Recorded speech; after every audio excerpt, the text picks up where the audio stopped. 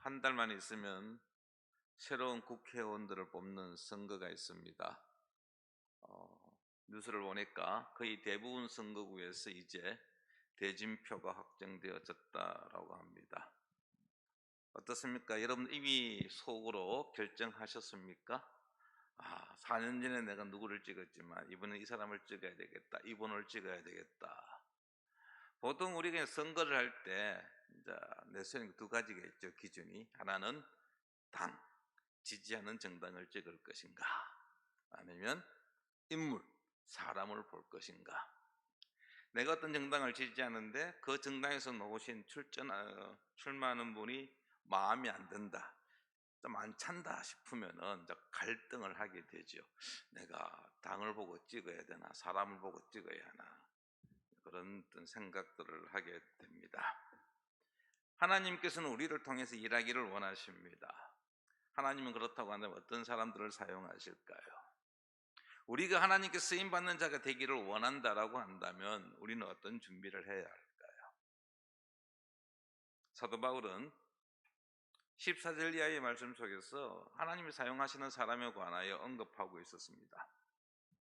먼저 그는 이 19절 이전 말씀 속에서 하나님께 사용하는 자는 하나님의 말씀을 정확하게 아는 자라고 하였습니다. 하나님의 일꾼이 되기 위해서 무엇보다 중요한 것은 얼마나 하나님을 잘 알고 있느냐.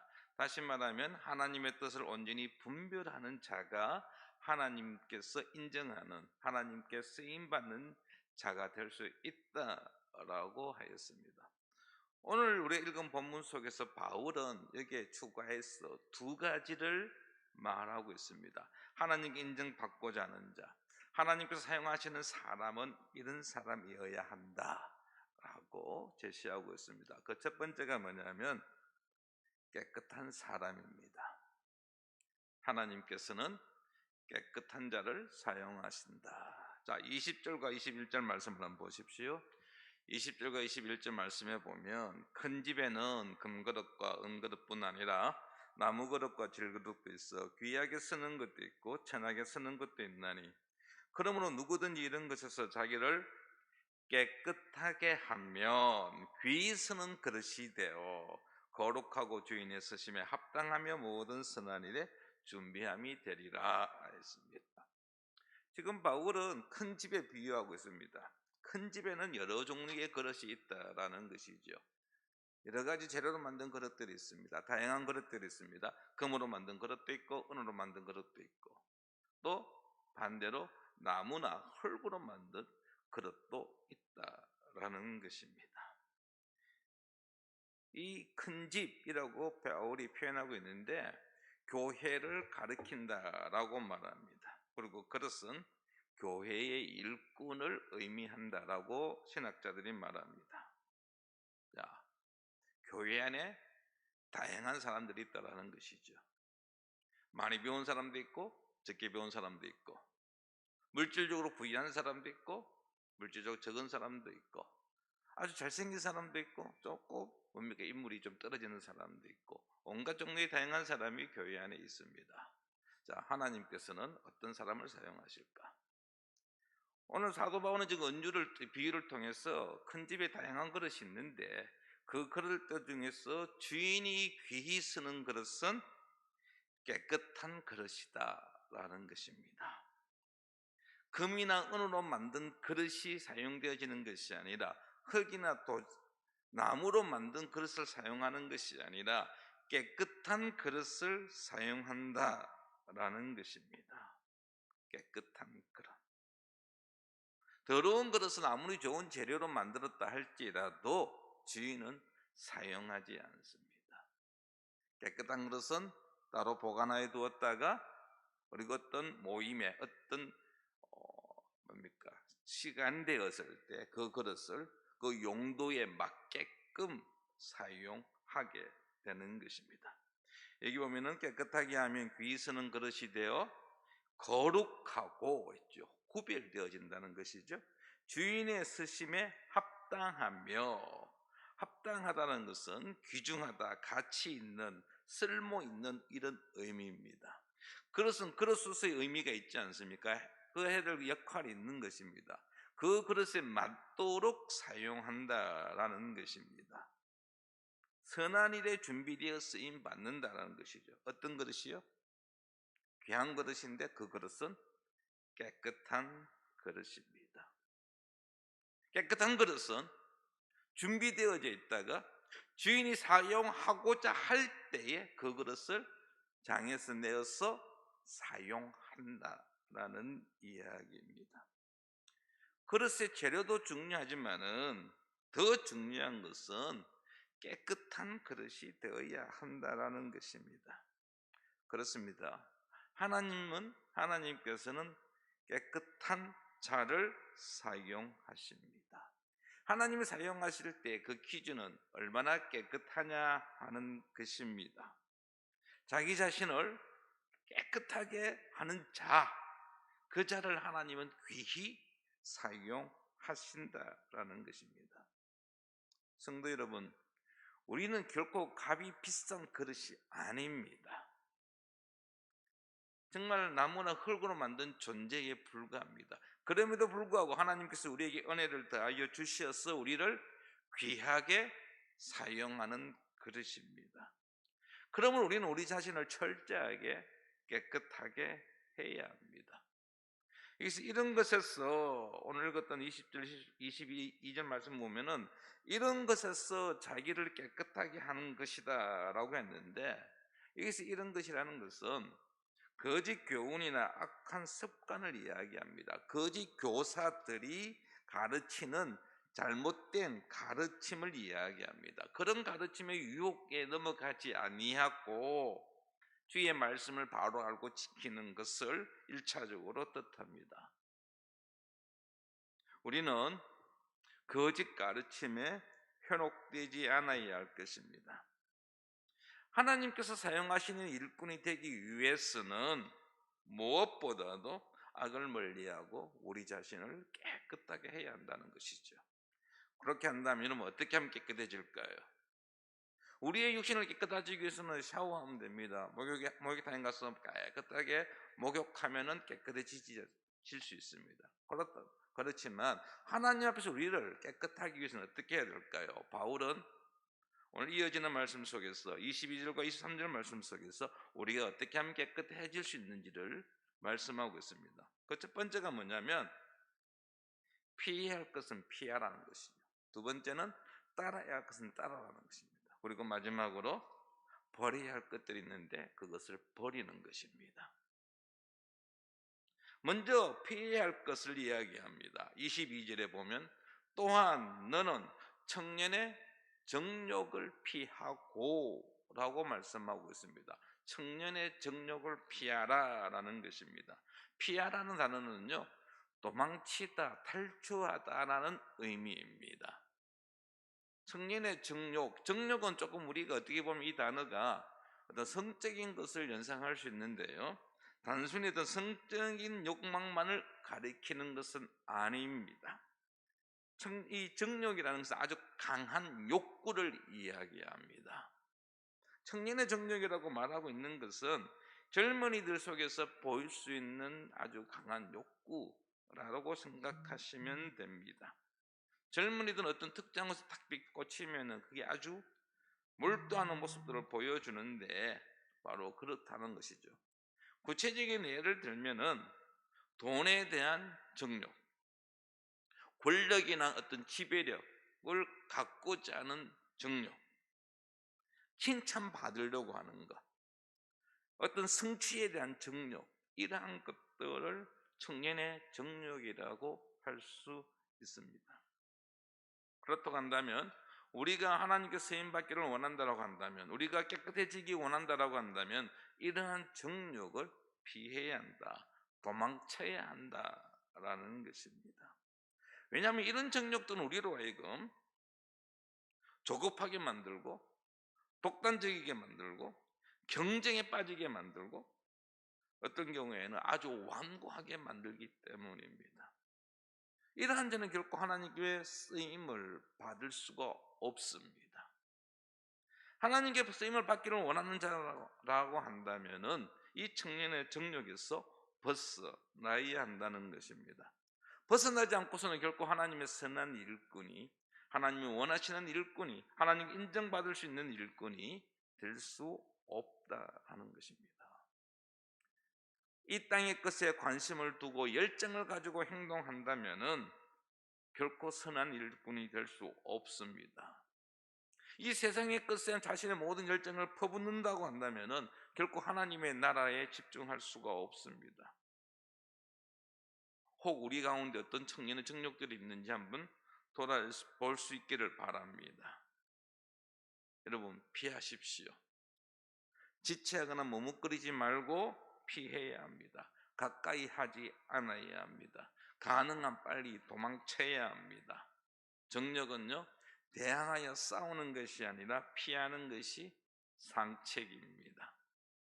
창세기 37장에 보면, 39장에 보면 요셉 이야기가 나옵니다. 요셉이 보디발의 부인과 함께 있었을 때, 보디발의 부인이 유혹하였을 때 그는 지체하지 않아요. 그 자리를 떠났습니다. 그렇습니다. 요셉이 자신을 이렇게 정결하게 했을 때, 깨끗하게 했을 때 그는 하나님께 귀하게 쓰임받는 자가 될 수 있었습니다. 우리 역시 마찬가지입니다.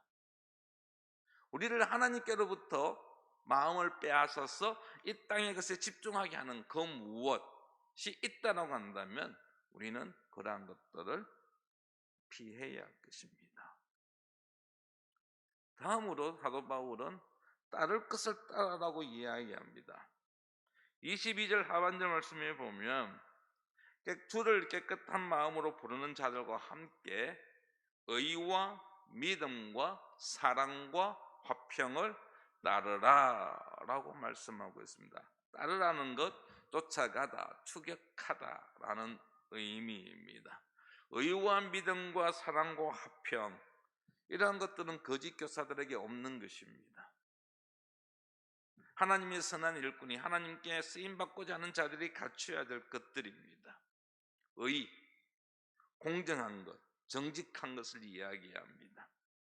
다른 사람들에게 공평하게 대하는 것입니다. 하나님의 뜻을 따르고 하나님을 기쁘시게 하는 사람들의 의로운 행동을 이야기합니다. 믿음이라는 것은 하나님 온전히 신뢰하는 것이죠. 사랑이 무엇입니까? 다른 사람들이 잘 되기를 바라고 그들에게 은혜를 베푸는 것이 사랑입니다. 마지막으로 화평은 하나님과 교제하면서 그 안에서 안식하며 누리는 것이 화평입니다. 우리가 따라가야 할 것이 바로 이러한 것들입니다. 의와 믿음과 사랑과 화평, 이러한 것들을 추구해야 합니다. 우리의 삶에서 추구해야 될 내용들입니다. 우리는 어떤 무엇을 추구하며 살아가고 있습니까? 오늘도 우리는 무엇을 추구하며 살았습니까?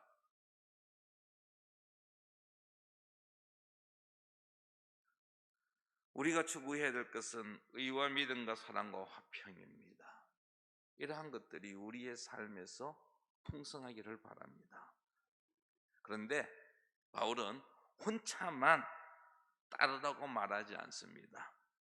앞에 수식어 붙죠? 깨끗한 마음으로 부르는 자들과 함께 라고 했습니다. 혼자만 거룩하고 경건하게 살아가는 것이 아니라 다른 믿음의 형제들과 함께 이 믿음과 사랑과 의 화평을 추구해야 한다라는 것입니다. 주변에서 함께 신앙생활하는 자들과 함께 하나님을 사랑하는 자들과 함께 우리의 일터 속에서, 우리의 지역 속에서 그러한 자들이 있다고 한다면 우리는 그들과 힘을 합하여 이러한 것들을 이루어 가야 합니다. 세상과는 다른 가치관입니다. 우리는 믿지 아니하는 자들과 같은 생각을 해서는 안 되는 것입니다. 우리가 바라보아야 할 것, 우리가 따라가야 될 것은 하나님의 의이며 믿음이며 사랑이며 화평입니다. 마지막으로 깨끗게 하는 자는 버려야 할 것을 버리는 것입니다. 23절 말씀을 보십시오. 23절에 보면 어리석고 무식한 변론을 버리라. 이에서 다툼이 나는 줄 알미라 했습니다. 버리라, 하지 말라는 말씀입니다. 무엇을 하지 말라고요? 어리석고 무식한 변론, 거짓 교사들이 가르친 거짓 가르침, 그런 가르침을 버리라는 것입니다. 왜냐하면 이 어리석고 무식한 변론을 따르게 되면 거기에서 다툼이 나오기 때문이라고 말씀하고 있습니다. 거짓 교사들이 가르치는 것은 결코 우리에게 유익한 것이 없습니다. 여러분, 교회 안에도 마찬가지입니다. 대화할 때 보면 참 우리에게 유익한 이야기를 하는 분들도 있지만 전혀 우리의 신앙생활과 관계없는 이야기를 하면서 우리의 신앙을 오히려 더 힘들게 하는 이야기를 하는 자들이 있습니다. 우리는 그들의 가르침을 따라가지 마십시오. 여러분, 교회 안에서 어떻게 하면 돈을 많이 벌 것인가? 교회 안에서 어떻게 주식을 투자하면 돈을 많이 벌 것인가? 어떻게 하면 승진할 것인가? 여러분, 그게 우리 교회 안에서 나누어야 될 대화 주제입니까? 아니잖아요. 우리가 교회 안에서 함께 교제하며 나누어야 될 이야기 대상은 하나님께서 나에게 어떤 은혜를 베푸셨는지, 내가 지난 한 주간 동안 살아오면서 하나님의 말씀을 붙잡고 살았더니 이런 일들이 나에게 일어났다. 내가 이 문제를 가지고 하나님 앞에 간절히 기도하였더니 그 기도가 이렇게 응답되어졌더라. 그런 이야기들이 우리의 대화의 주제여야 합니다. 우리 교회도 곳곳에 방들이 있잖아요. 성도 여러분, 그 방에서 잠시 쉬면서 이런 이야기 저런 이야기 할 때 누군가를 험담하거나 비난하거나 그런 이야기가 아니라 진실로 우리 믿음의 성도들이 좀 나눌 수 있는 그런 주제로 이야기를 좀 나누었으면 좋겠습니다. 정말 내가 힘들고 어려운데 하나님의 말씀 속에서 내가 위로를 받았다.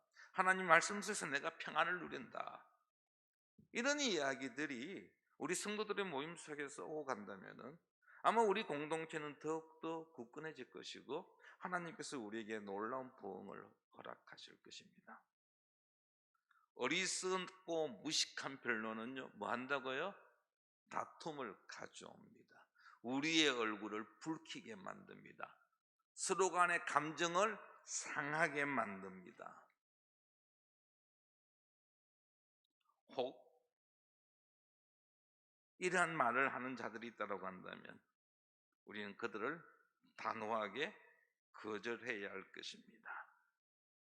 가치 있는 것과 가치 없는 것들을 분별해야 할 것입니다.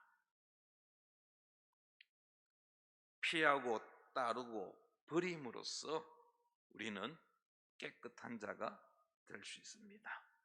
깨끗한 자는 하나님의 쓰임을 받는 자가 된다는 사실을 기억하십시오. 또 하나 바울이 우리에게 어떻게 하면 하나님께 쓰임을 받을 수 있느냐라고 말하고 있다면 바로 온유입니다. 온유한 자가 하나님께 인정받는 귀하게 쓰임받는 일꾼이 될 수 있다라고 말씀하고 있습니다. 24절 말씀을 한번 보십시오. 24절에 보면 주의 종은 마땅히 다투지 아니하고 모든 사람에 대하여 온유하며 가르치기를 잘하며 참으며 라고 되어 있습니다.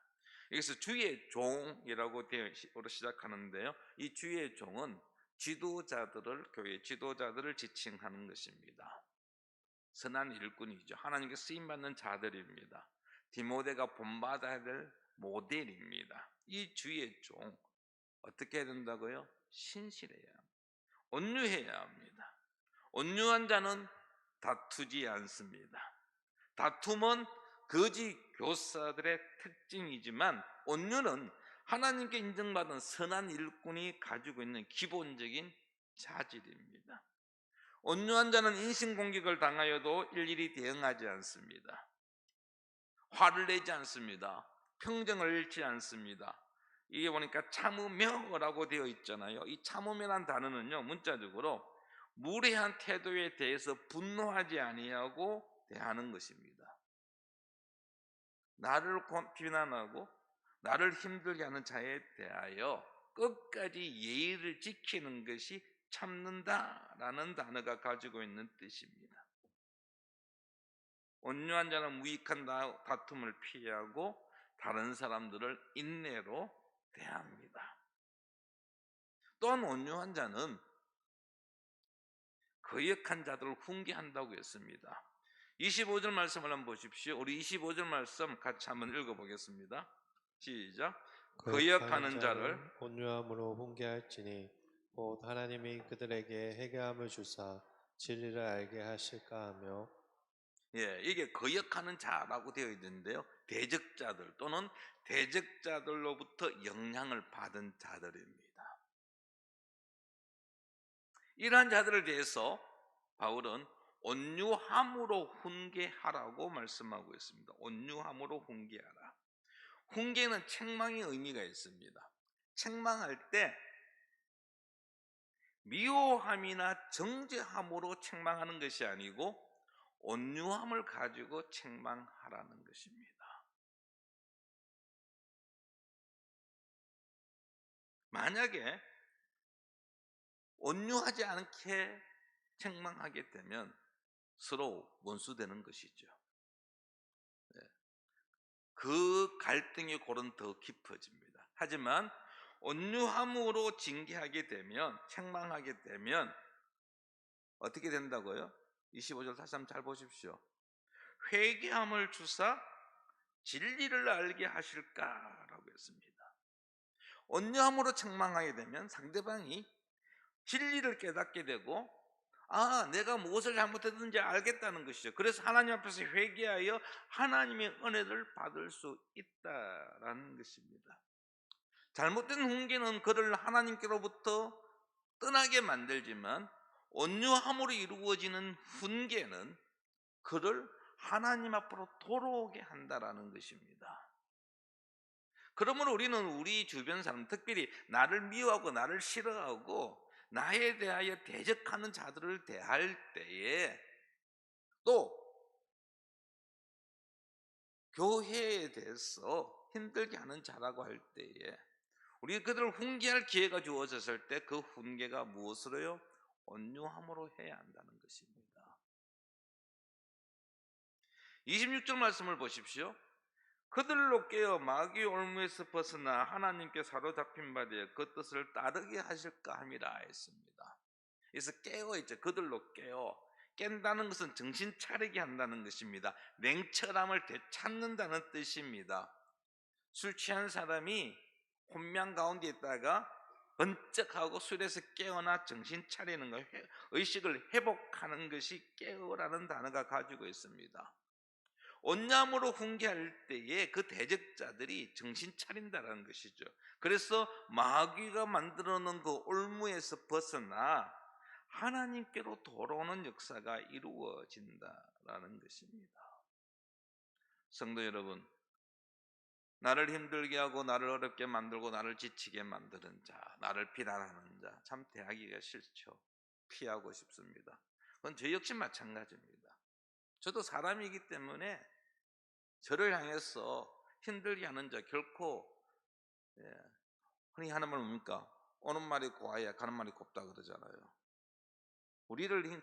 나 자신을 힘들게 하면 저 역시 그 사람에게 쉽게 온유함으로 대하지 못합니다.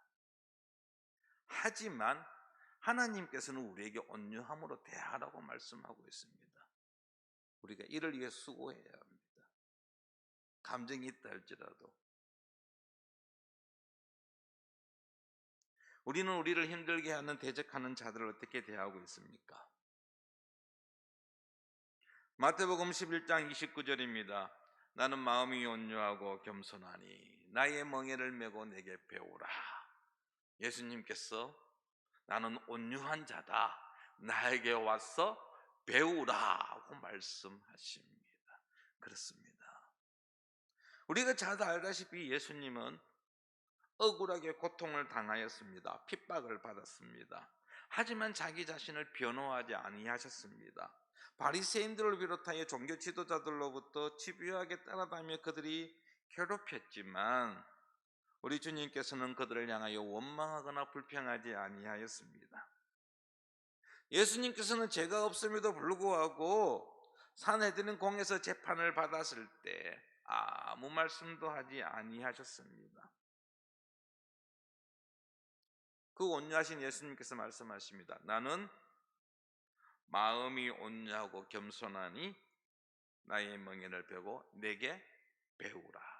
그렇습니다. 우리는 예수 그리스도를 따라가는 자들입니다. 예수님께 배워야 합니다. 온유함을 배우시기 바랍니다. 온유함을. 온유라는 게 무엇입니까? 갑의 입장이 있으면서도 을처럼 행동하는 것이 온유입니다. 자신이 사용할 수 있는 힘이 있음에도 불구하고 자제하는 것이 온유입니다. 하나님의 영광을 위해서 자신의 가진 능력을 선하게 사용하는 것이 온유입니다. 상대가 누구이든지 간에 예의를 갖추는 것이 온유입니다. 우리는 우리의 삶 속에서 얼마나 많은 온유의 열매를 맺고 있습니까? 상대방을 축복하고 용서하고 사랑하고 그를 위해서 기도하는 것이 바로 온유한 우리의 모습이어야 합니다. 세상은 우리에게 요구합니다. 억울한일 당했느냐? 고발하라. 맞대응하라. 소리쳐 높여라. 하지만 이러한 모습들은 온유와는 너무나도 거리가 먼 것들입니다. 하나님의 방법이 아닙니다. 하나님은 우리에게 끝까지 온유할 것을 말씀하고 있습니다. 온유는 타고난 천성이 아닙니다. 처음부터 온유한 자는 없습니다. 성령의 도우심 우리는 예수님처럼 온유한 자가 될 수 있습니다. 그리고 온유한 자가 될 때 하나님께서 우리를 귀히 사용하십니다. 성도 여러분, 하나님께 쓰임받기를 원하십니까? 정말 하나님 귀하게 쓰임받기를 원하십니까? 하나님의 놀라운 역사가 우리를 통하여 이루어지기를 원하십니까? 하나님의 놀라운 역사가 우리 교회를 통하여서 이루어지기를 원하십니까? 그렇다고 한다면 우리 성도들이 우리 자신이 먼저 온유한 자가 되어야 합니다. 온유하지 않고서는 결코 하나님의 일을 이루어 갈 수 없습니다. 말씀을 정리하겠습니다. 바울은 그릇에 대한 비유를 통하여서 디모데에게 귀하게 쓰임받는 자에 관해서 언급하고 있습니다. 하나님께 귀하게 쓰임받고자 하는 자는 먼저 깨끗한 자가 되라고 하였습니다. 그리고 모든 사람, 대적자들을 포함해서 모든 사람들에게 온유함으로 대하라고 권면하고 있습니다. 그들에게 회개의 기회를 주어서 그들이 하나님을 따를 수 있도록 하라고 권면하고 있습니다. 성도 여러분, 우리는 하나님의 일꾼입니다. 하나님을 기쁘시게 해야 하는 선한 일꾼이어야 합니다. 하나님의 놀라운 역사가 우리를 통해서 이루어지기를 우리는 갈망하며 소망합니다. 정말 이 일이 이루어지기를 원한다라고 한다면 우리는 깨끗해야 되고 온유해야 합니다. 저를 포함한 우리 모든 성도들이 정말 하나님께 귀하게 쓰임받는 깨끗하고 온유한 자가 되기를 축원합니다.